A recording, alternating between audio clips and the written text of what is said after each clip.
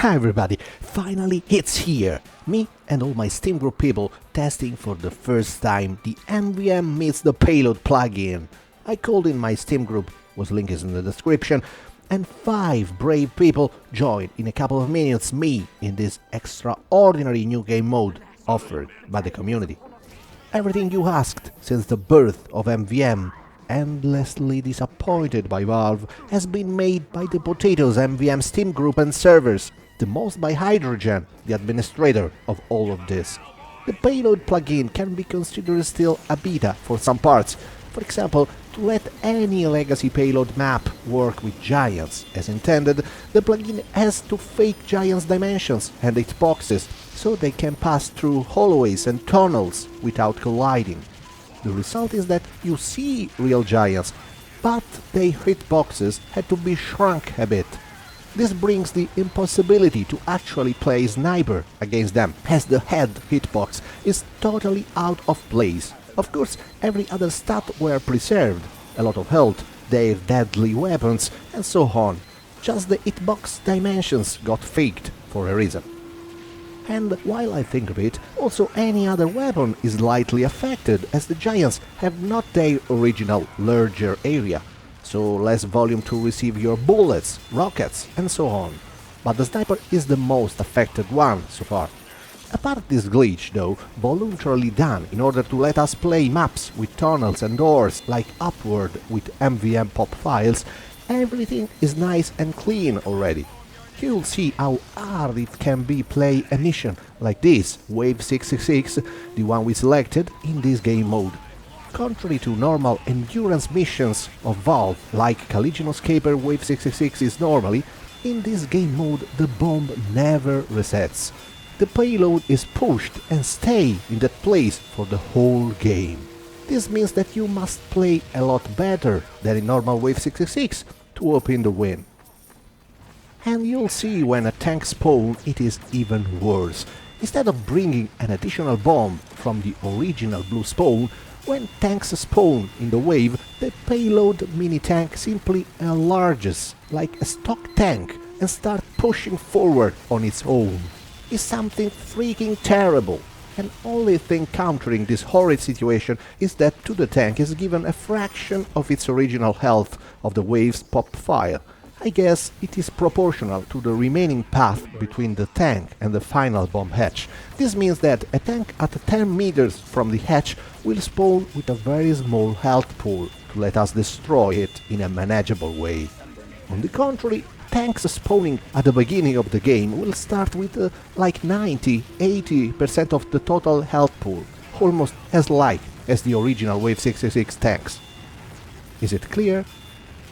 In this trial, after 2 fails, while me and others picked snipers and failed miserably because of the glitch I explained earlier and I'm not showing, we went with a pretty solid damage class picks. 3 soldiers, higher Cow Mangler and Conqueror like me, or Cow and Buff Banner like Turbo, or Air Strike and Base Jumper like my internet made of bread. And then we had Frimlarus as a Phlogistinator Pyro, a godsend for the tank sequence part, or the spy path, Sedusk me, a good engineer, and Gamer Guy as Demoni, a damaging scout. We had some risky tank almost falling the bomb hatch final point moments, but we did it. It was awesome.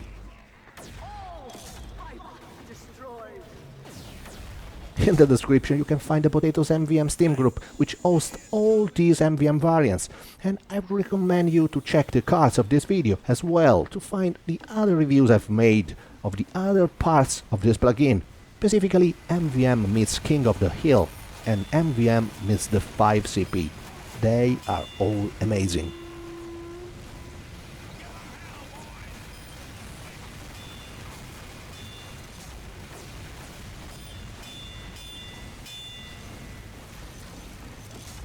Time to go and upgrade all bullet resistance, as it's the moment for the heavy sword.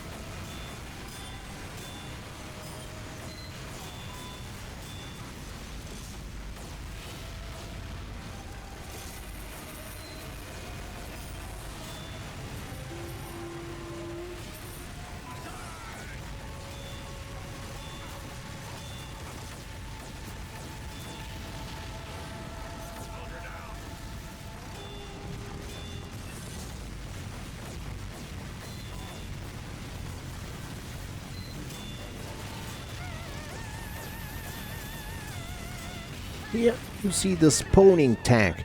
The payload gets bigger and now it is destructible. Since it has a good distance from the final point, its HP is pretty high, and you'll see it's very hard to avoid. It caps several control points, moving our red spawning room afar from the battlefield.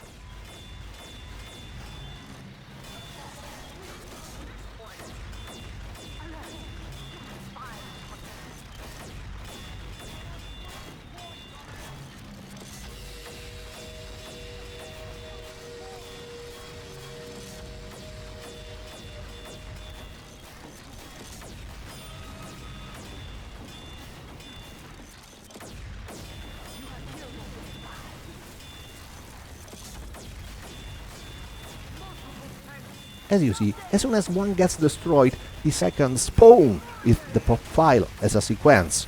Quite intimidating.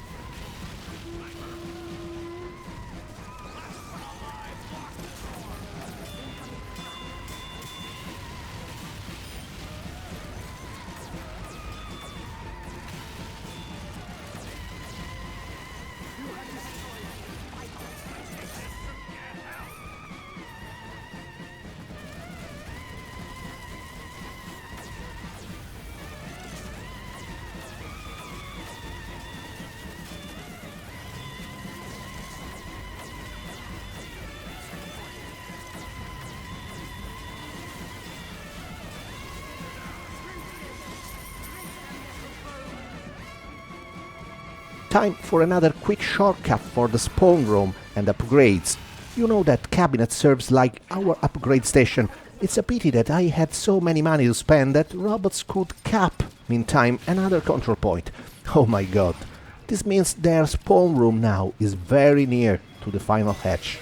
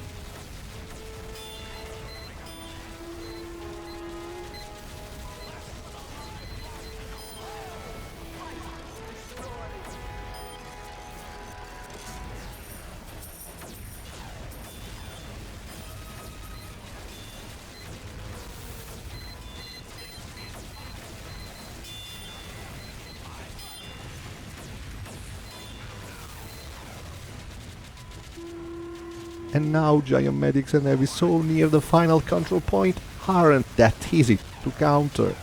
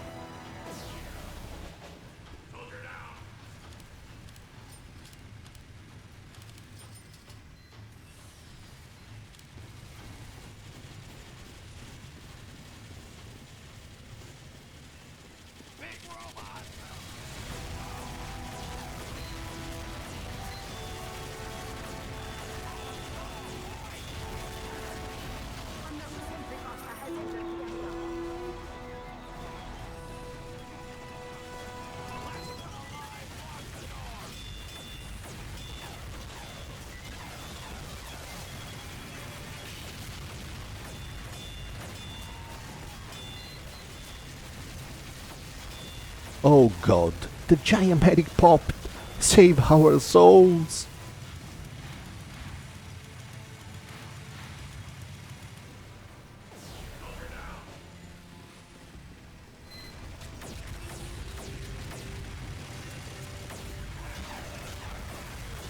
Oh, that damn crates! They pushed me in the pit!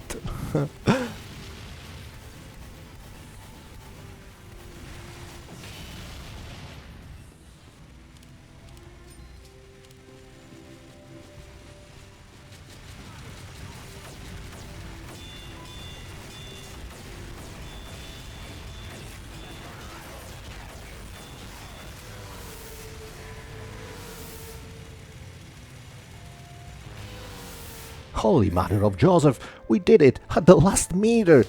Now, let's see how it progresses. A lot of tanks need to spawn at this point. It scares me. See, here it comes.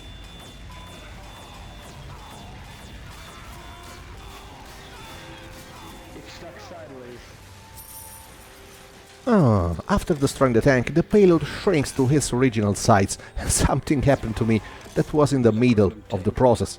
Now I am stuck in the raid. The only solution is to kill myself fast and furious. But holy mother, as soon as I die another tank spawns. Teammates, attack! I'm coming.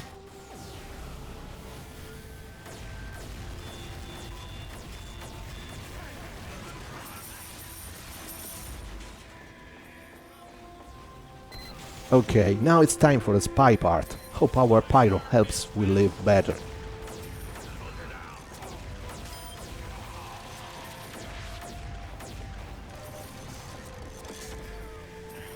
I don't know why it seems the tank rotates and stops climbing this time.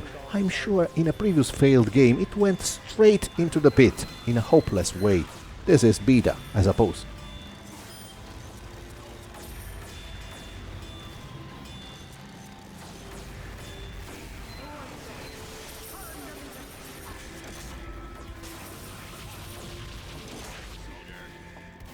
We'll keep hearing this siren sound for a lot of time, as the payload is really near the hatch.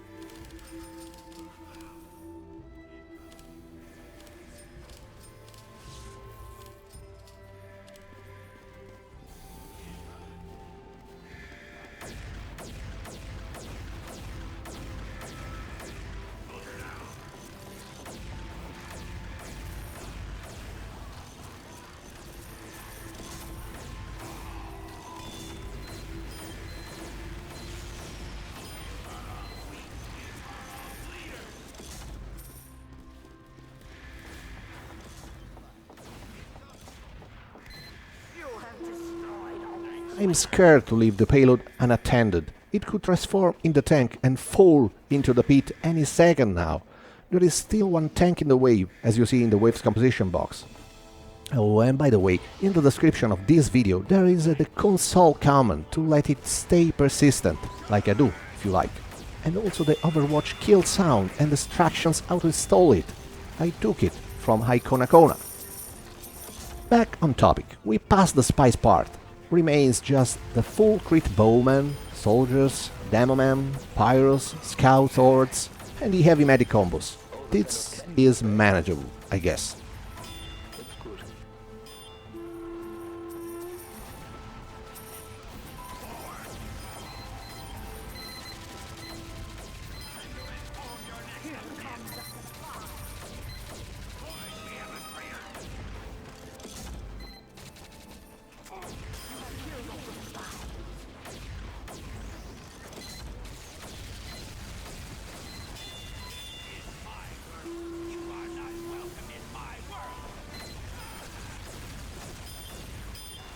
Too many of them.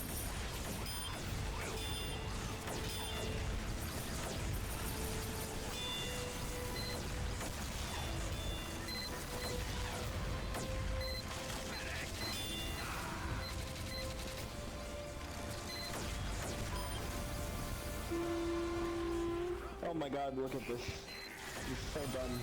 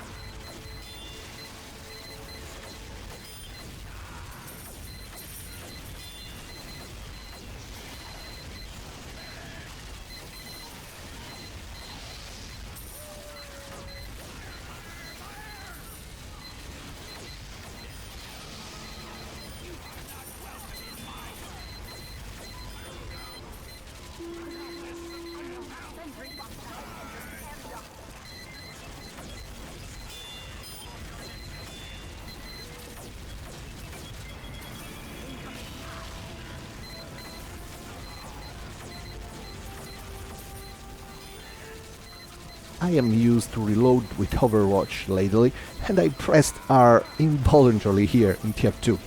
Here though I have binded the R key with the same as H, that is use canteen. That's how I waste and involve. Oh well. Oh, and now last tank luckily.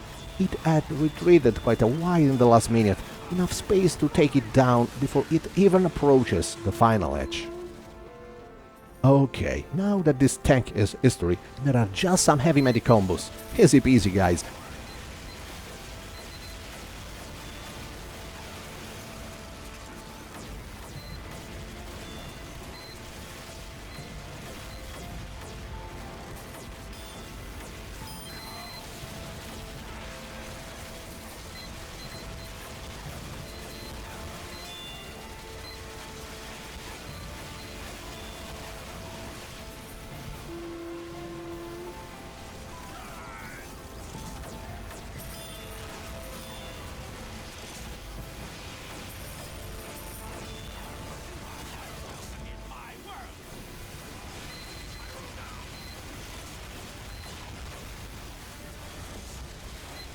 And this is the last pair. And we win! A+, that's not bad. I repeat, considering this game mode does not have bomb reset like Wave 66 had originally in the Cold Town map, it means that this game was brutal, yet we won. The future shows that this can't be considered still a finalized product. The problem with the giant hitboxes is something harsh to swallow, but at the moment, with no official help from the coder of the game, that is Valve, that was the only workaround the plugin makers have found to circumvent the inevitable collisions the Giant would have had against all the tunnels and doors of those legacy maps, not born with MvM in mind. Still a solid experience and very funny. I don't understand why Valve didn't take care of such a rework. If a bunch of people, possibly just Hydrogen, the server owner, and some help here and there, were able to create all of this, I could see Valve just polish this and offer tons of new official tools with different game modes, maps, waves, pop file, and official man-up rewards. Why is Gaben so lazy? Why? Make Mans vs Machine great again, Valve. We believe in you, kind. And thanks for watching.